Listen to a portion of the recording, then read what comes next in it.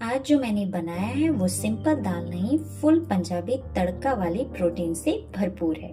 इसे बनाने के लिए कुकर में ऐड करेंगे सोक किया हुआ चना दाल और अरहर दाल, साथ ही पानी और नमक डाल के 3 से 4 सीटी तक कुक कर लेंगे।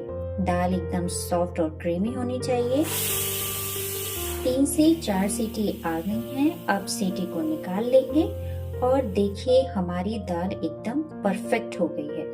अब देते हैं दाल को पंजाबी स्टाइल तड़का। कढ़ाई में ऑयल या घी गरम करके उसमें ऐड करेंगे आधा चम्मच जीरा, चुटकी भर हींग, तेज पत्ता, स्टार एनिस और कुटा हुआ लहसुन, जो दाल को देता है एकदम ढाबे वाला अरोमा। और इसमें डालेंगे कटी हुई 1 से 2 हरी मिर्च, 1 साबुत लाल मिर्च, और जब ये गोल्डन हो जाए तब इसमें डालेंगे प्याज। प्याज को गोल्डन ब्राउन होने तक भून लेंगे।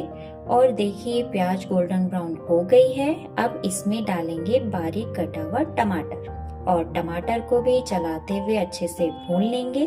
टमाटर भून चुका है। अब इसमें डालेंगे सारे मसाले, धनिया पाउडर, लाल मिर्च पाउडर, गरम मसाला, किचन किंग मसाला, हल्दी पाउडर और 1 चम्मच कश्मीरी लाल मिर्च पाउडर, जो दाल के कलर को और भी एनहांस कर देती है। फिर इसमें डालेंगे थोड़ा सा पानी और अच्छे से मिक्स करके मसालों को तब तक भूनेंगे जब तक ऑयल सेपरेट ना हो जाए।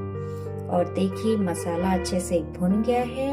अब इस तड़के में ऐड करेंगे कुक किया हुआ दाल, अच्छी तरह से मिक्स करेंगे ताकि सारे मसालों का फ्लेवर पूरी तरह इसमें समा जाए। और थोड़ा सा पानी डालेंगे ताकि दाल की कंसिस्टेंसी एकदम परफेक्ट हो जाए। दाल ना ज्यादा गाढ़ी और ना ज्यादा पतली अच्छी लगती है, एकदम परफेक्ट होनी चाहिए। अच्छे से मिक्स करने के बाद इसमें डालेंगे कसूरी मेथी। हाथों से क्रश करके ही डालें, ऐसे डालने से अरोमा बहुत अच्छा आता है और दाल का टेस्ट एकदम नेक्स्ट लेवल हो जाता है। इसके बाद स्वाद अनुसार नमक बैलेंस करके लगा देंगे लिड और 5 मिनट तक पकने देंगे। 5 मिनट हो गए हैं और हमारी दाल भी बढ़िया से पक गई है। खुशबू इतनी अमेजिंग आ रही है कि पूरा किचन महक गया है। देखिए टेक्सचर कितना बढ़िया आया है। लास्ट में हरा धनिया डालकर इसके टेस्ट को और भी अमेजिंग बना देंगे, जिससे सब लोग उंगलियां चाटते रह जाएं। सिंपल दाल खाते खाते सब बोर हो जाते हैं, तो आप इस तरीके से जरूर ट्राई करिएगा। बहुत टेस्टी दाल बनती है। बस रेडी है हमारी पंजाबी स्टाइल चना अरहर मिक्स दाल। इसे राइस और रोटी के साथ सर्व कीजिए और फैमिली के साथ एंजॉय कीजिए। फिर मिलेंगे एक और टेस्टी रेसिपी के साथ। तब तक खाते रहो और खिलाते रहो।